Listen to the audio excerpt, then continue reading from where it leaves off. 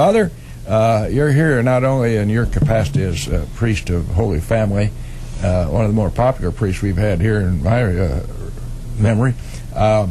You've got some things going over there, Father. Let's talk about some of these things. Yes, then we want to get back to the serious business of your chaplaincy in the Army, which is a thing near and dear to me. But primarily, we'd like to talk about what you have. You folks are gambling over there. Well, we are. All for the Lord, of course. Forsooth. Yes. Yes, that's right. Yeah. The Draw for Carol program that supports our Catholic school, Carroll Catholic School. It's an annual fundraiser that we have. And last year, some folks out there might remember that it was the Lucky Six program. And we had that for 2 years, and then I got a group of parishioners together and a great group of people together to brainstorm on some new ideas on how we could revamp that Lucky Six program. And so we came up with the Draw for Carol, where you purchase a ticket for $25. And then we have once a month for all throughout the year, once a month we have we draw 4 prizes. And of course, we want to sell enough tickets to be able to have revenue to support Carroll Catholic School. You don't have to be a member of Holy Family to participate in this. We want to emphasize absolutely. that. No, it's open to the whole community. We have Episcopalians, as Judy calls us, and the Baptists and the Methodists and Presbys. Absolutely. Yeah, well, yes, I want to make sure this is a non-denominational chance to win money. In today's economy, the parochial schools have not just had easy sledding, have they?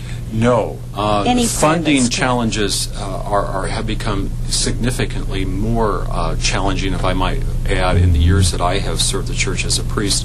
And I think that everyone can understand that because they see the very same funding challenges in the public schools. Public schools, you bet your life. Public schools are having tremendous funding challenges. Well, we are as well in Catholic schools and I think private Christian schools throughout the country. Oh, yes. Yes, we are. So we have to you're do not the Lone Ranger, don't worry. No, we have to do whatever we can to provide for a good quality education, whether it be public or private. I mean, we're in this together. You know, it's not one versus the other, in my opinion. I've worked with wonderful public school teachers and administrators over the years. I have the utmost respect for them, and we've always had a good working relationship, which I really appreciate. But this is an alternative that many people choose. Absolutely it is. Yeah, one of the benefits that we have about being here in the United States where we can practice our religious freedom openly is the fact that we can have a Catholic school where we not only teach good quality education, but we also have the opportunity to form them in the ways of the gospel. So it's education and formation in the ways of the gospel. And of course, anybody out there that has little children, you know, whether they're your own children or your grandchildren, know that those early years are very formative and very important. Yes. I've never been a public school administrator, so I hope I'm not talking out of turn, but at least in the Catholic system, 80% of your budget are employees. Sure. Salaries and benefits. People costs are always a big part of everything. But I might also add, too, that that's your most valuable resource as well, are your people. And you have some teachers there who've been there faithfully for a number of years. You don't have a big turnover, do you? Oh, no. They have dedicated their whole professional life. Yes. That is a dedication, too, It really is just admirable, really. It really is admirable. Very much so. Yeah. Well, anybody who devotes themselves to teaching, there are some professions that people can go into and make money. Right. There are some that people can go into just because they're an eleemosynary, you know. Right, that's right. Social work and teaching, you can bet on the fact you're not going to get rich. But you'll be rich, though, in how you're able to influence the life of a child. And I've always said if you can change the life of one child, you can change the whole world, because that one kid can go out and make such a huge difference in his or her world, your world and my world. In your years, have you noticed at all the way public school teachers and administrators do that the children's behavior is changing? Or is it different within the Catholic schools? I'm afraid sometimes I see a lack of respect in kids. I see a lack of interest in education, period, in kids. And I of course, blame that on their parents if there's blame to be gotten here. One of the problems is, Judith, the nuns could rap them on the knuckles. Now they can't do that.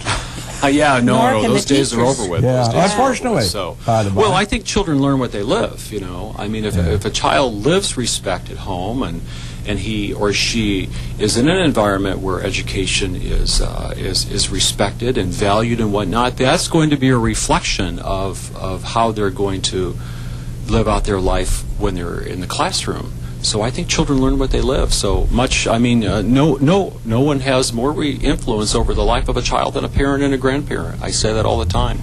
And the worst part of it is, as I've said so often, in the social economic climate we have today, when we went to school, we came home and Mother was there. Right. That's probably somewhat of a rarity today, and that's an unfortunate circumstance, but that's the way it is. It is an unfortunate circumstance that, you know, I mean, our economic system is such that, you know, many parents, mom and dad, both have to work outside the house in order to provide for the children. I didn't grow up that way, fortunately, you know. I mean, my mother didn't go back to work until we were well into, you know, later grade school or even junior high.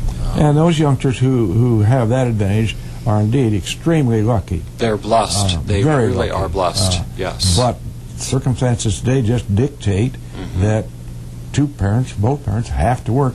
And, of course, in many cases, there are not two parents present in the family. Right. Sometimes that's another problem another that we difficulty have, as well, another challenge. That was such a rare thing, in quote, our day. People get tired of hearing the old guy talk about that. But that's where my values. Well, that's where you're my from, values so, were established. Right. Absolutely. And as you just alluded to a while ago, you know, we are what we live. Right.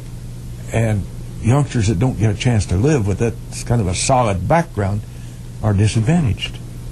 Well, you know, we're really blessed in Lincoln, I believe, as somebody just been within the community for 3 years now, to have not only the option of Carroll Catholic School, but we also, for our Lutheran friends and brothers and sisters, Excellent they've got school. Zion Lutheran Church. And I know their pastor, Mark Thompson. He's also in the Army National Guard as a chaplain. And so, you know, to have a town our size, 15,000, and to have two options, that really is a blessing.